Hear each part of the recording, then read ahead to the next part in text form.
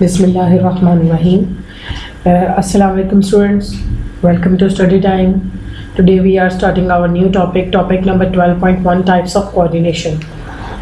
Coordination की बच्चों जैसे हमने प्रीवियस टॉपिक में बात की थी और आपको कोऑर्डिनेशन का मतलब समझाया था, आपकी बॉडी के अंदर आपकी बॉडी पार्ट्स का बाहमी ताल्लुक़ रखते हुए काम करना, एक दूसरे को बाहमी राब्ता रखे हुए बॉडी के जितने भी फंक्शंस हैं उनको परफॉर्म करना, this is called as the coordination. आज हम देखेंगे कि आपकी बॉडी के अंदर या एनिमल्स या प्लांट्स की बॉडी के अंदर कोऑर्डिनेशन जो है वो किस तरह से कंट्रोल होती है।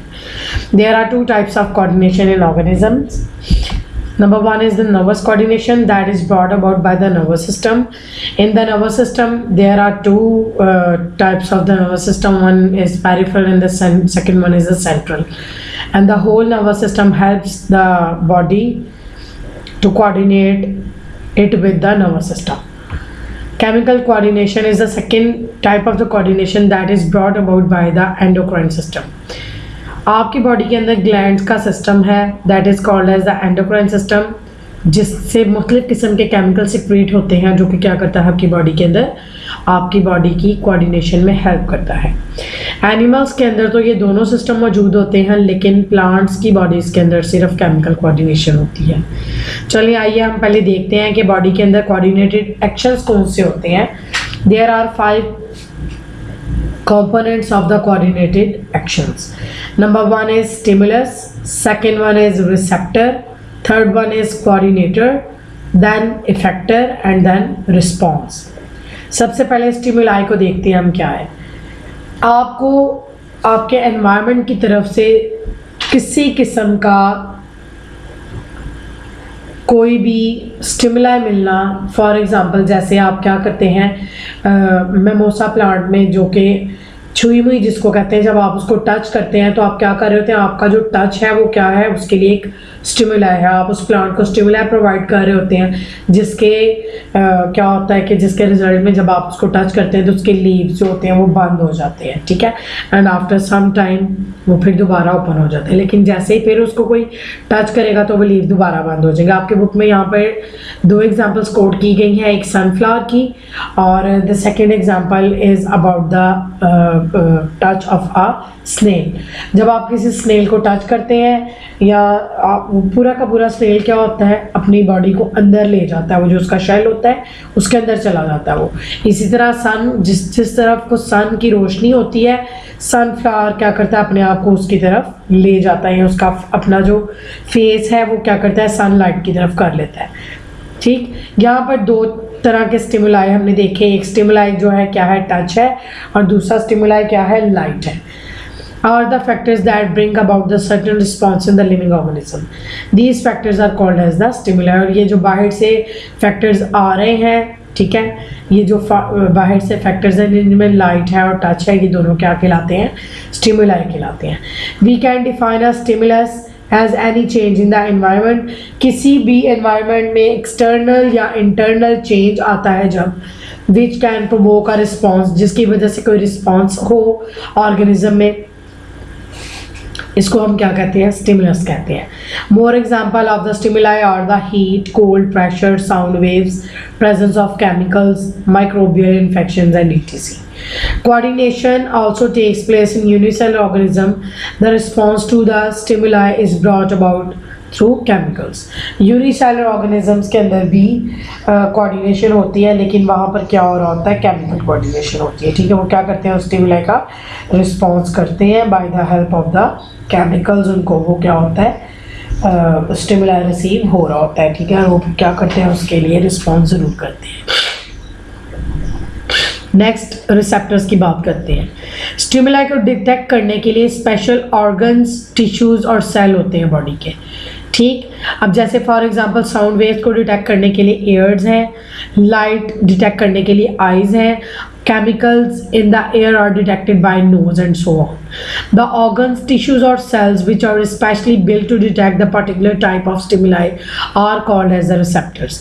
और ये रिसेप्टर्स कहाँ पर मौजूद होते हैं? आपकी स्किन के अंदर भी मौजूद होते हैं, ठीक है, जो कि क्या करते हैं, उस स्टिमुलाई को रिसीव कर रहे होते हैं, ठीक है, और फिर रिसीव करने के बाद वो क्या करते हैं, इंफॉर्मेशन आपके ऊपर कोऑर्डिनेटर्स जो होते हैं उनको सेंड करते हैं। कोऑर्डिनेटर्स में क्या होता है?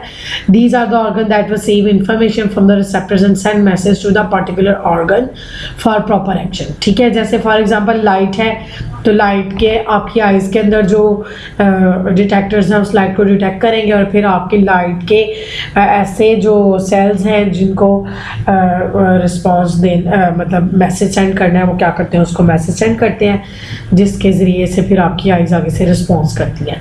इन नर्वस कोऑर्डिनेशन में क्या होता है? ब्रेन और स्पाइनल कॉर्ड जो होते हैं ये क्या होते हैं? कोऑर्डिनेटर्स होते हैं।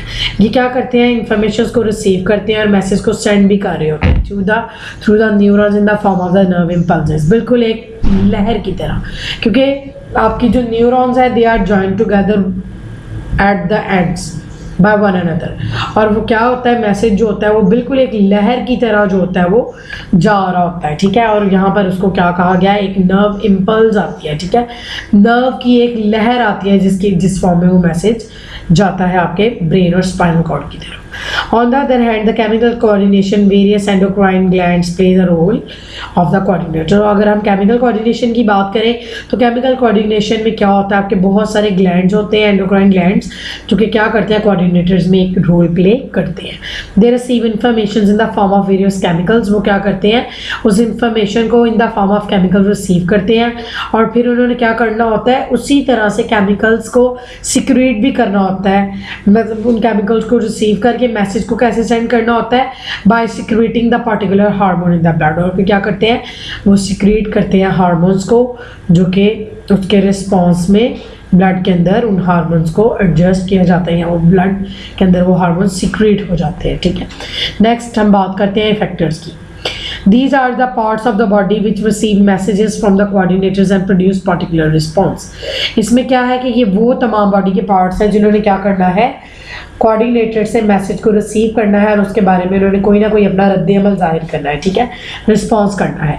इन nervous coordination, nervous neurons carry messages.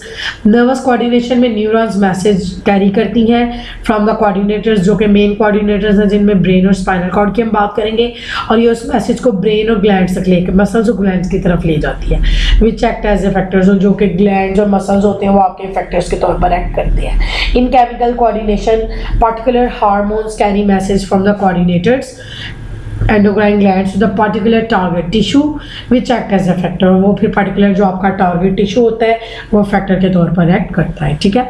For some hormones nephron act as effectors।